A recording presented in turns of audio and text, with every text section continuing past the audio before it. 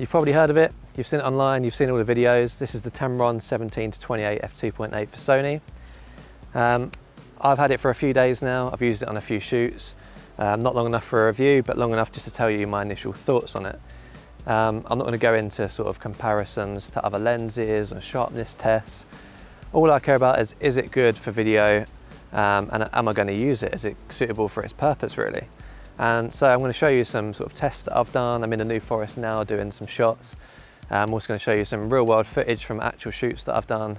And I'm just going to give you my thoughts so far on the Tamron 17-28.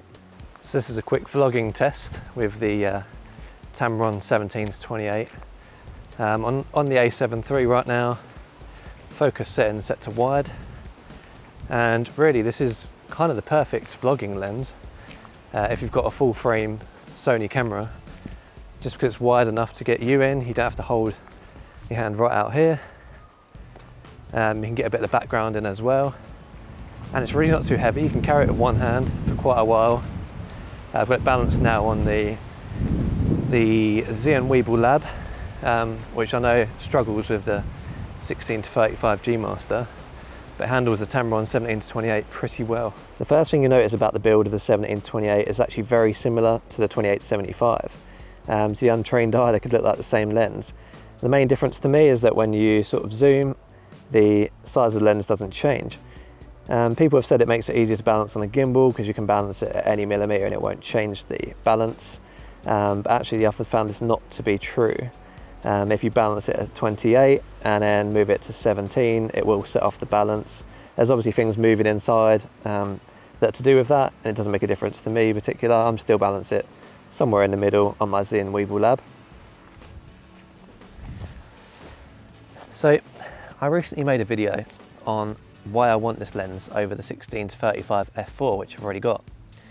And I just wanted to go over some of those reasons, because obviously it's so easy to watch loads of YouTube videos, get caught up in the tech and want to buy it all, especially if it's a lens as hyped as this lens. This lens has got a lot of hype this year, and so it can be easy to buy it for no particular reason. So why did I think that I needed it? The first thing is just how light it is. It's lighter than the 16-35 f4, and it's lighter than the 16-35 f2.8 G Master, and so it's just a lot easier to balance on the gimbal. I know the Weeble Lab, which I shoot with, struggles with the 2.8 G Master, and I just like having this lens on the gimbal. It works really, really well. The second reason is the size of it. It's smaller as well as being lighter, so it's just a general lower profile, which is really nice for sort of traveling. And the third reason is the f2.8. I've been filming with the 16-35 f4 for a while, and I can tell you that this 2.8 is going to be a much better travel lens. And that reason is because it becomes more versatile if it can let in more light. You can shoot in indoor environments, in darker environments, without having to whack up the ISO. And also when I'm filming first dances at weddings, I like to film as wide as possible. I've been filming them at f4 and having to whack up the ISO, which can affect the autofocus performance. But I've really enjoyed filming weddings with this lens at f2.8. I can isolate the couple then during their first dance at 17mm, which is really, really nice. So autofocus is pretty good on this lens. It keeps up with any native Sony lens that I've got, which is really, really nice. Not a lot of sort of third-party lenses can do that. I'm using the Sony A7 III, and as you can tell here, it keeps up with my face when I'm walking towards it, even with sunglasses on. And also if I'm jumping in front of the camera here, it changes focus really quickly, especially given the 2.8 and how wide the lens is.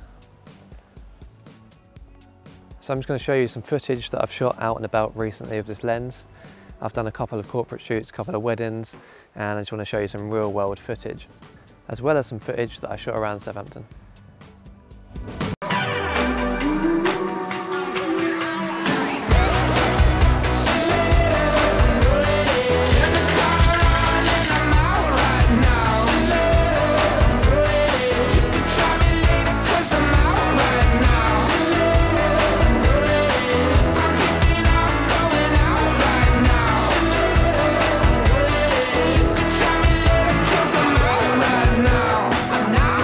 Crowd.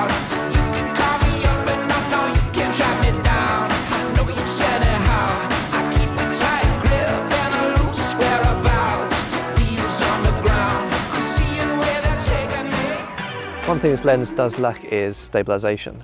Some people say it's a deal breaker. For me, it isn't really. I'm filming this right now with no gimbal or anything, so I'm not sure what it's going to turn out like. But normally when I'm filming with the lenses wired, I've got a gimbal on. I'm using it for some sort of gimbal work.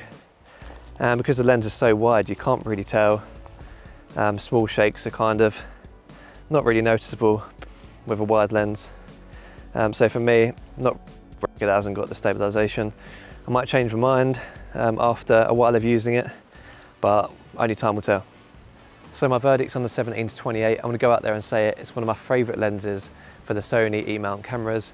The other day I was shooting a wedding, and I noticed I was shooting the wedding entirely with just this lens and the Sony Zeiss 50mm 1.8. That just shows how versatile it is. I would definitely take it travelling everywhere with me. I'm going to take it on every shoot, and I'll come back soon with a review after a bit longer of using it, just so I can tell you if there's any disadvantages to it. Again, the lack of stabilization isn't an issue for me in a lens this wide, and losing the millimeter on the wide end and the 7mm on the telephoto end is sort of a small sacrifice to make for the fact that the lens is a lot lighter and a lot smaller. Thank you for watching. This has been my first look of the Tamron 17-28. If you like this video, please give it a thumbs up, and if you want to see more like this, then do subscribe. And thank you for watching. I'll see you in the next one.